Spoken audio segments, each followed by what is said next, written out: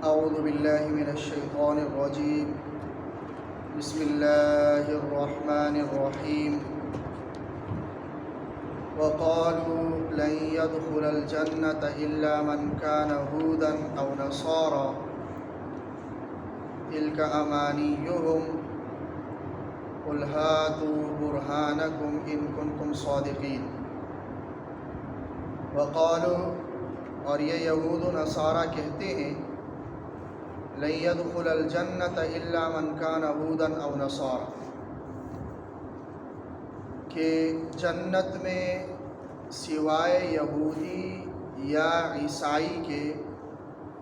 کوئی بھی ہرگز داخل نہیں ہوگا۔ یعنی یہودی یہ کہتے ہیں کہ جنت میں صرف یہودی داخل ہوں گے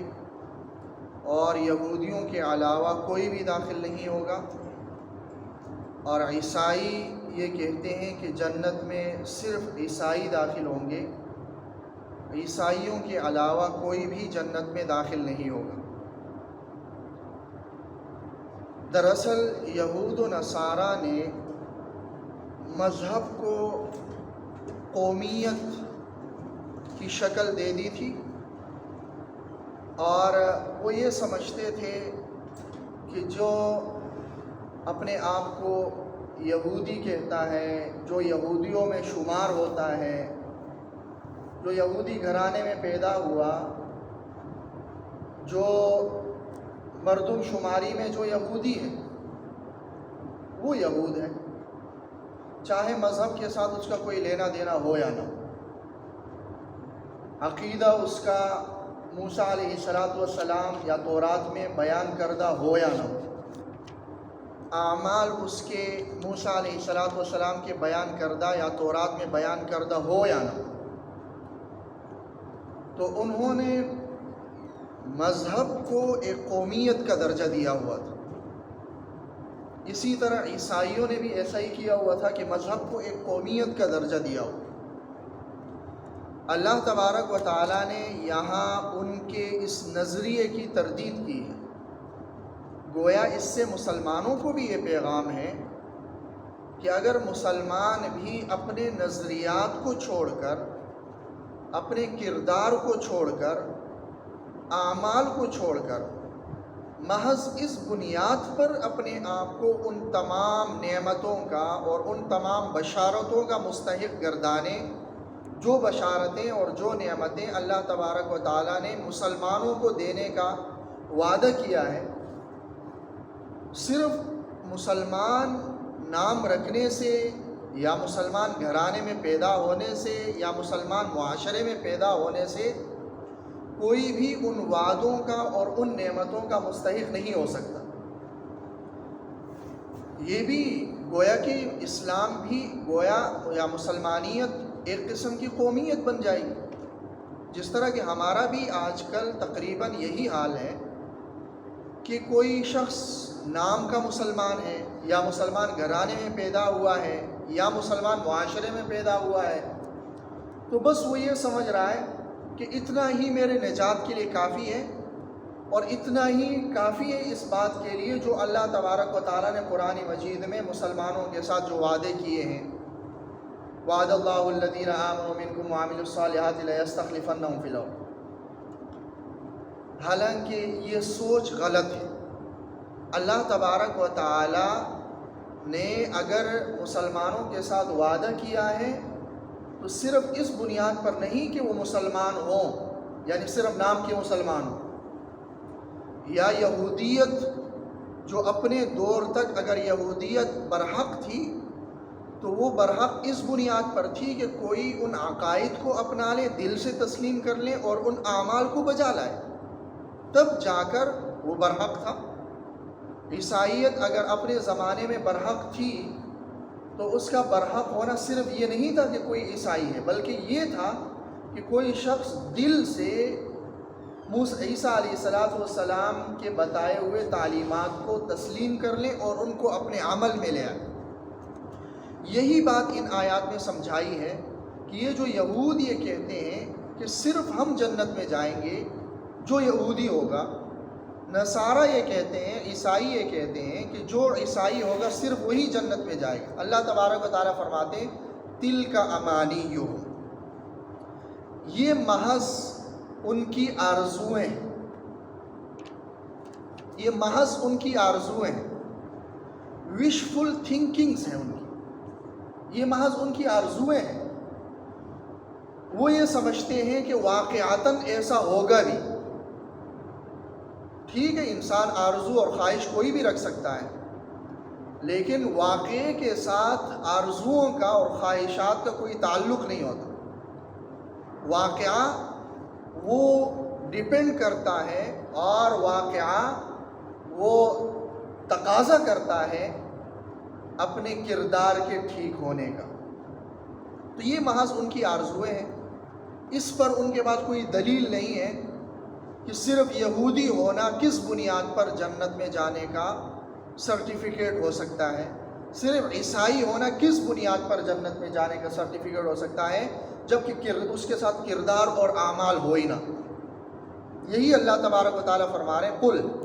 اے نبی آپ صلی اللہ علیہ وسلم کہہ دیجئے، ہاتوا برہانکم ان کنتم صادقین،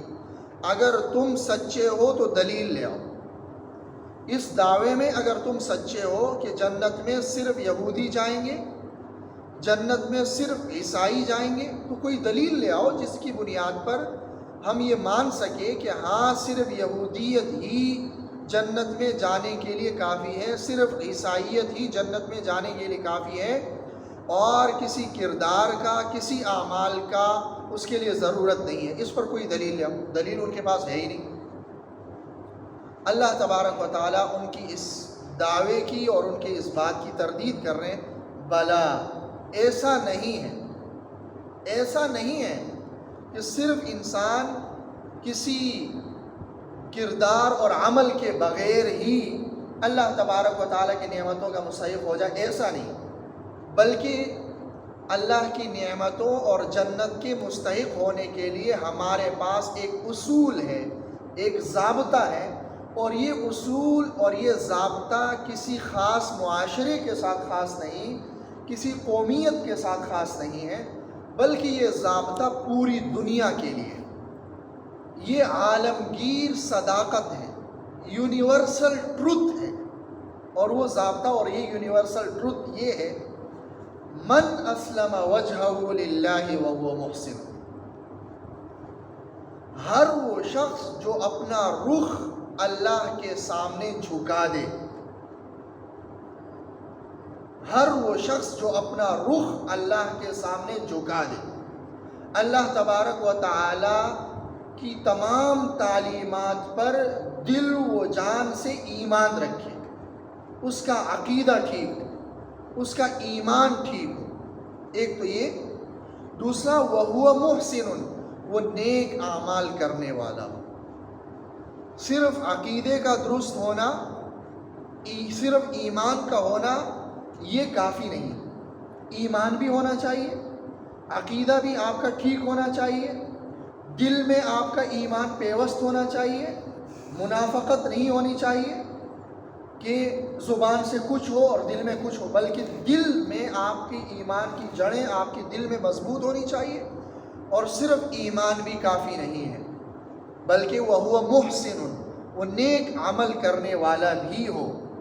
یہ دو چیزیں ضروری ہیں۔ تو یہ پوری دنیا کے لیے ایک اصول ہے، ایک ضابطہ ہے کہ جو کوئی شخص ان دو چیزوں کو اپنا لے، ایک تو ایمان اور عقیدہ اس کا درست ہو، اور یہ ایمان اور عقیدہ اس کا صحیح بنیاد پر ہو، دوسرا وہ نیک عمل کرنے والا بھی ہو۔ صرف ایمان بھی کافی نہیں ہے،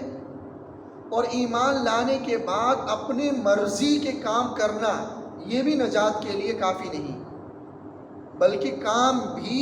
اللہ تبارک و تعالیٰ کی مرضی کے ہونے چاہیے، نیک اعمال ہونے چاہیے۔ اور نیک اعمال کیا ہے؟ وہی ہے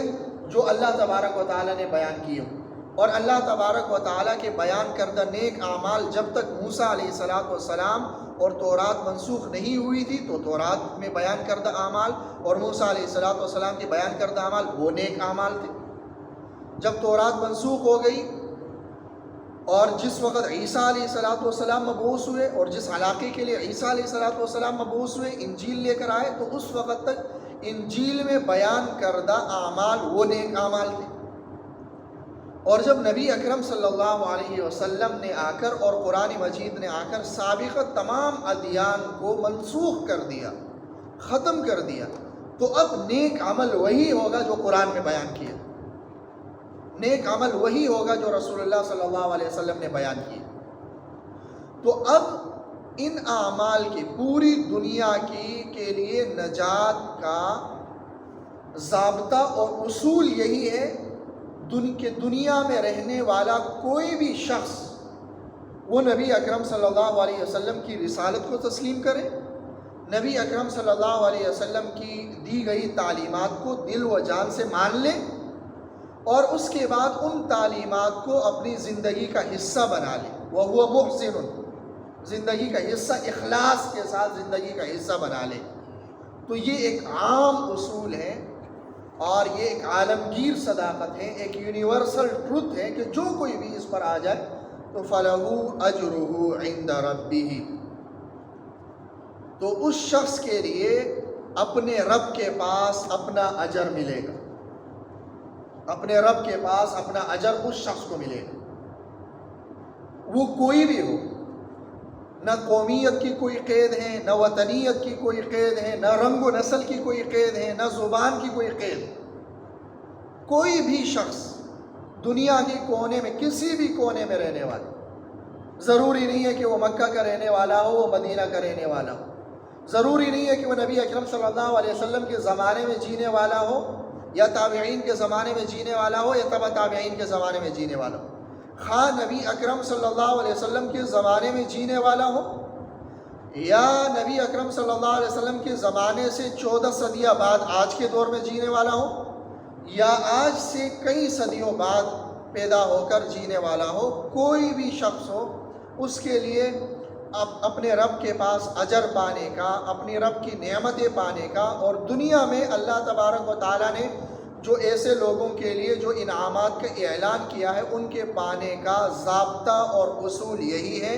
کہ وہ اپنے عقیدے کو درست کر لیں، اپنے عقیدے کو قرآن اور سنت کے مطابق ڈھالیں، اپنے اعمال کو قرآن اور سنت کے مطابق ڈھال لیں، تو وہ دنیا میں جو وعدے اللہ نے کیے ہیں اس کا وہ مستحق ہوگا، اور آخرت میں اللہ تبارک و تعالیٰ نے جو وعدے کیے ہیں وہ اس کا مستحق ہوگا، چاہے وہ کوئی بھی۔ تو ایسے لوگوں کے لیے اپنے رب کے پاس اجر ہوگا، وَلَا خَوْفٌ عَلَيْهِمْ وَلَا هُمْ يَحْزَنُونَ، نہ ان پر کوئی خوف ہوگا اور نہ ہی وہ غمگین ہوں گے، کہ جب وہ اس دنیا سے جائیں گے تو ایسا نہیں ہوگا کہ آگے کی منازل کے لیے وہ ان کو خوف ہوگا کہ آگے ہمارے ساتھ کیا ہوگا، نہیں، اور نہ ہی وہ غمگین ہوں گے کہ پیچھے ہم نے دنیا چھوڑ کے ہم جا رہے ہیں اور اس دنیا کی جدائی پر، اپنے رشتہ داروں کی جدائی پر وہ کوئی غمگین ہوں گے، نہیں، بلکہ وہ آگے کی نعمتوں کا سوچ رہے ہوں گے اور انہیں یقین ہوگا کہ آگے جا کر ہمیں تو یہ نعمتیں ملنی ہیں، تو ان پر نہ کوئی خوف ہوگا اور نہ وہ غمگین ہوں گے۔ وقالت اليہود لیست النصارى علی شیء، پھر یہ یہود اور ایک نصارہ نے اور ان کے دیکھا دیکھی مشرکین نے یہ کہنا شروع کر دیا ایک دوسرے کو کہ بھئی فلاں کے مذہب کی کوئی بنیاد نہیں ہے۔ یہود نے کہا کہ نصارہ کے مذہب کی کوئی بنیاد ہی نہیں ہے، نصارہ نے کہا کہ یہود کے مذہب کی کوئی بنیاد ہی نہیں ہے۔ یہ وہی بات ہے کہ ہم ہی حق راستے پر ہیں اور ہم ہی جنت کے مستحق ہیں۔ یہود یہ کہتے رہے، نصارہ یہ کہتے رہے کہ ہم ہی حق راستے پر ہیں اور ہم ہی جنت کے مستحق ہیں، اور پھر ان کا دیکھا دیکھی مشرکین بھی یہ کہہ اٹھے کہ یہ یہود کی مذہب کی بھی کوئی بنیاد نہیں ہے اور نصارہ کے مذہب کی بھی کوئی بنیاد نہیں ہے، حق بات پر تو ہم ہیں، یعنی بت پرستی جو ہم کر رہے ہیں یہ ہم ٹھیک۔ تو یہ باہم اختلافات کرنے لگے، ایک دوسرے کو غلط ثابت کرنے لگے، ایک دوسرے کے خلاف یہی باتیں کرنے لگے کہ اس کی کوئی بنیاد نہیں ہے، دوسرا پہلے کو کہنے لگا کہ اس کی کوئی بنیاد نہیں ہے۔ تو بہرحال اللہ تبارک و تعالیٰ فرماتے ہیں کہ اس بات کا فیصلہ تو ہم قیامت کے دن کریں گے کہ کون حق پر ہے اور کون باطل پر ہے۔ ابھی تو ہم بتاتے ہیں ان کو کہ حق کیا ہے اور حق باطل کیا ہے، لیکن یہ ابھی اس بات کو مانتے ہی نہیں. یہ یہود نہیں مانتے، یہ نصارہ نہیں مانتے، اور یہ مشرکین نہیں مانتے. لیکن پھر قیامت کے دن انہیں پتہ چلے گا کہ جب اللہ تبارک و تعالی اپنے احکامات، نبی اکرم صلی اللہ علیہ وسلم کی تعلیمات کے ماننے والوں کو جو نعمتوں سے نوازیں گے، اور ان کے انکار کرنے والوں کو جس سزا اور عقاب سے نوازیں گے، پھر انہیں پتہ چلے گا کہ حق پر کون تھا اور باطل پر کون تھا. تو بہرحال، اور حق اور باطل پر کون ہے، کہ حق پر کون ہے اور حق کے خلاف کون ہے، اس کا ضابطہ اوپر اللہ نے بیان کر دیا کہ جو اس ضابطے کے تحت ہے تو حق پر ہے، اور جو اس ضابطے کے تحت نہیں ہے وہ باطل پر ہے. تو وقالت الیہود، اور یہود کہتے ہیں، لیست النصارى علی شیء، کہ نصارہ کی کوئی بنیاد نہیں ہے، یعنی ان کے مذہب کی کوئی بنیاد نہیں ہے. وقالت النصارى، اور نصارہ کہتے ہیں، لیست الیہود علی شیء،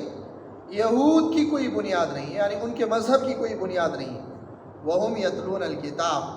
جبکہ یہ دونوں آسمانی کتاب کی تلاوت کرتے ہیں، اس کو پڑھتے ہیں،